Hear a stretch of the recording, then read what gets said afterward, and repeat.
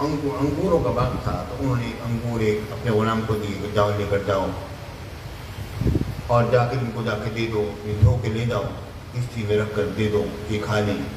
میرے آقا کی بات یہ بس میں دوست نے جب غلام نے جب رکھا انگور تھالی میں رکھ کر جب پیش کیا تو میرے آقا نے بسم اللہ الرحمن الرحیم پڑھ کے اس کو اٹھایا کھانے کے لیے۔ اس نے کہا کہ یہ وہ کلمات ہیں جو یہاں پر بولے نہیں جاتے، آپ نے یہ کیا بات کہی ہے؟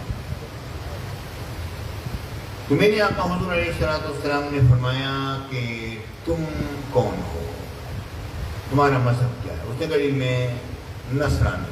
آپ نے بولا اچھا، تو یونس بن متہ، انہوں نے کہا کہ آپ ان کو کیسے جانتے ہیں؟ میرے آقا نے فرمایا وہ میرے بھائی ہیں، کہ وہ بھی نبی اور میں بھی نبی ہوں۔ بس اس کا یہ سننا تھا۔ اس نے میرے آقا کے ہاتھوں کو بھی چوما، پاؤں کو بھی چوما اور پیشانی کو بھی چوما۔ اب وہ لوگ دونوں اس کے مالک کھڑے ہوئے دیکھ رہے ہیں۔ انہوں نے جب آئے تو ان کہنے لگے یہ کیا کیا تو نے؟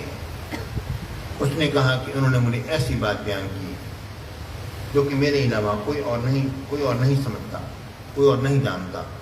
انہوں نے ایسی بات بیان کی کہ میں نے ان کی تصدیق کی ہے اس کو۔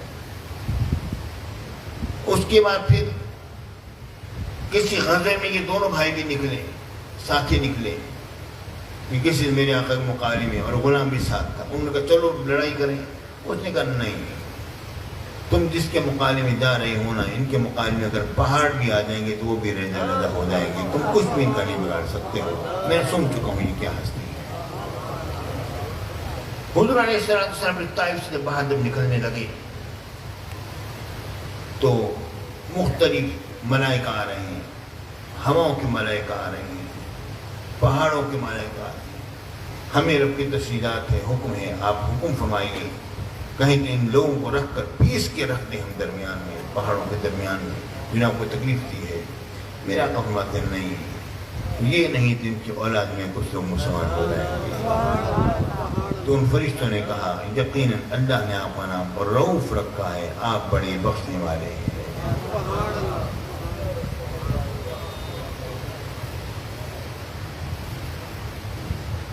تو یہ موقع تھا جب میرے آقا حضور علیہ السلام جب یہاں سے واپس آ رہے تھے۔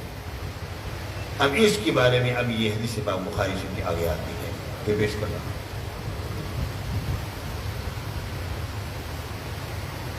عن ابن عباس رضی اللہ تعالی عنہما قال انطلق النبی صلی اللہ علیہ وآلہ وسلم فی طائفة من اصحابه عامدین الى سوق عکاظ وقد حیل بین الشیاطین وبین خبر السماء وارسلت علیہم الشہب فرجعت الشیاطین الى قومهم فقالوا ما لكم قالوا حیل بیننا وبین خبر السماء وارسلت علینا الشہب قالوا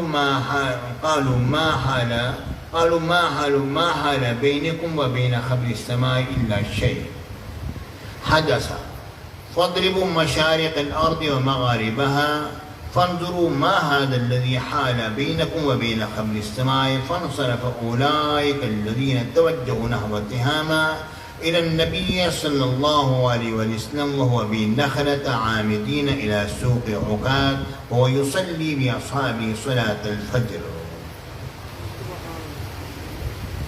میرے آقا رسول اللہ صاحب اللہ صلی اللہ علیہ وسلم چلے اپنے صحابہ کرام کے ساتھ طائف سے نکلے اور ارادہ فرما رہے تھے سوق عکاظ کا کہ وہاں پر چل کر کچھ تبلیغ کرتے ہیں۔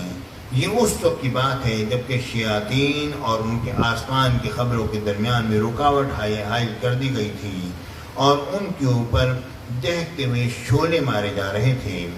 تو شیاطین اپنے قوم کی طرف لوٹے، انہوں نے کہا کیا وجہ ہے کہ ہمارے اور آسمان کی باتوں کے درمیان رکاوٹ کھڑی ہو گئی ہے اور ہم پر دہتے ہوئے شعلے آگ کے برسائے جا رہے ہیں۔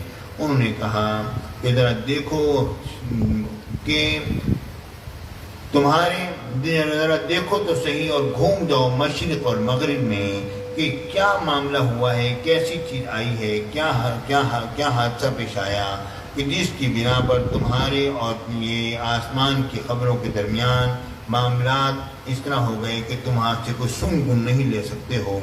تو وہ پھر پھیل گئے اور وہ نکلے تہامہ کی طرف، تو وہاں پر میرے آقا کو انہوں نے دیکھا۔ اصل میں معاملہ یہ ہوا کہ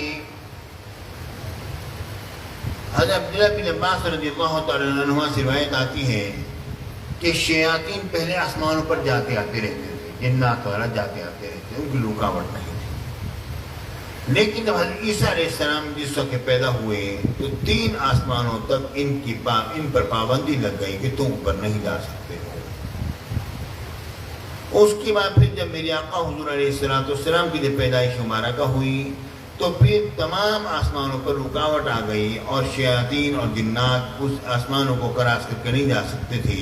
قریب اگر جانے لگتے تو ان پر آگ برسائی جاتی تھی کہ وہ اوپر نہ اس کے اندر جا نہ سکیں، گزر نہ سکیں اس کے اندر سے۔ تو اس کے بعد پھر یہ ہوا کہ لیکن شیاطین یہ آسمانوں کے قریب پہنچ کر سن کو لے لیا کرتے تھے ملائکہ کی باتوں کی کہ وہ کیا کچھ کہہ رہے ہیں اور کیسے فیصلے ان کے ہو رہے ہیں زمین کے بارے میں۔ تو وہ کچھ سنگن لے کر جب وہ آتے تو کچھ وہ جنات اپنے طور پر جھوٹ مکس کرتے اور کچھ ان کے کاہن جو ہیں وہ جھوٹ مکس کر کے لوگوں کو بتاتے۔ کوئی 1-2 باتیں سچی ہو جاتی، کہتے دیکھا ہم نے نہیں کہا تھا کہ یہ فلانا کاہن جو ہے وہ بڑا زبردست کاہن ہے، اس کی بات کرتے ہیں وغیرہ وغیرہ۔ اس طرح ان کی بات چل رہی تھی۔ لیکن جب حضور علیہ السلام پر یہ معاملہ پیش آیا تو اور حضور علیہ السلام طائف سے واپس آئے تو رب العالمین نے اپنے نبی کی اس تکلیف کی بنا پر ایک اور نعمت کو اس دنیا میں ظاہر کر دیا کہ کہانت جو ہے وہ جاتی رہی۔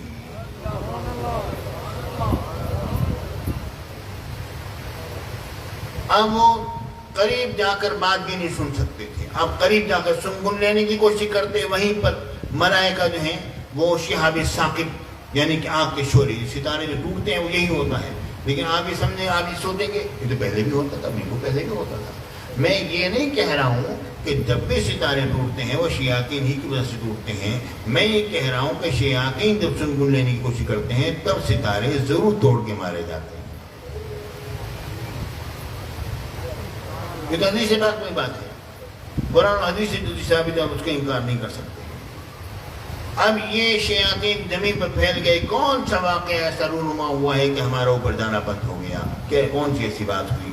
تو یہ تہامہ کی طرف آئے تو انہوں نے حضور علیہ السلام کو دیکھا کہ میرے آقا نخلہ کے مقام پر، اور حضور علیہ السلام وہاں پر ثقیف سے ہو کر آ رہے ہیں واپس، اور نخلہ کے مقام پر میرے آقا تشریف فرما ہیں اور حضور علیہ السلام فجر کی نماز پڑھا رہے ہیں۔ جب انہوں نے قرآن مجید کو جب سنا انہوں نے کہا هذا والله الذي حال بينكم وبين خبر السماء، یہ ہے وہ قسم خدا جو حائل ہو گئی ہے تمہارے اور آسمانوں کے خبر کے درمیان، اور یہاں پر سے یہ معاملہ ہوا ہے۔ پھر وہاں سے لوٹے اپنی قوم کی طرف اور انہوں نے جا کے کہا انا سمعنا قرآنا عجبا يهدي الى الرشد فآمنا به ولن نشرك بربنا احدا۔ انہوں نے کہا کہ ہم نے سنا ہے قرآن کو، حیرت انگیز قرآن ہے، ہدایت رہنمائی کرتا ہے ہدایت کی طرف، ہم اس پر ایمان لے کر آتے ہیں اور ہم اپنے رب کے ساتھ کسی کو بھی شریک نہیں ٹھہرائیں گے۔ انہوں نے جب یہ بات جا کے کہی تو رب العالمین نے ان کی اس قول کو قرآن مجید میں درج کر دیا۔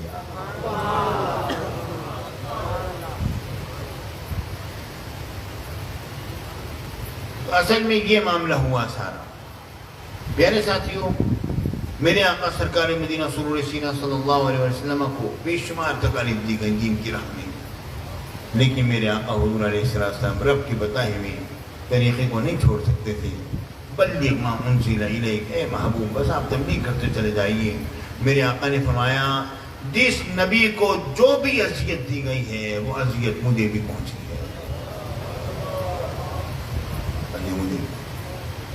اب دیکھیں غور فرمائیے، یہ ہے دین کی تبلیغ، اسے کہتے ہیں دین کی تبلیغ، یہ ہے دین کی تبلیغ۔ پیارے ساتھیوں، ایک اللہ کے ولی کے اندر جب کرامت کا جذبہ آ گیا، کرامت سے پیدا ہو گئی، کرامت دکھا دینا بہت آسان ہوتا ہے مگر دین کی تبلیغ کرنا بڑا مشکل ہوتا ہے۔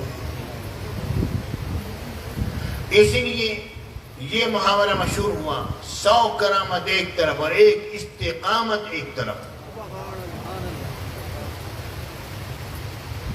100 کرامت ایک طرف، ایک استقامت ایک طرف ہے۔ علماء کا کام بڑا مشکل کام ہے، اور آج سے تقریباً 900 سال پہلے سیدنا بہاؤالدین زکریا ملتانی علیہ رحمہ نے اس کام کو سر انجام دیا تھا۔ ملتان کی سرزمین پر آپ نے ایک یونیورسٹی قائم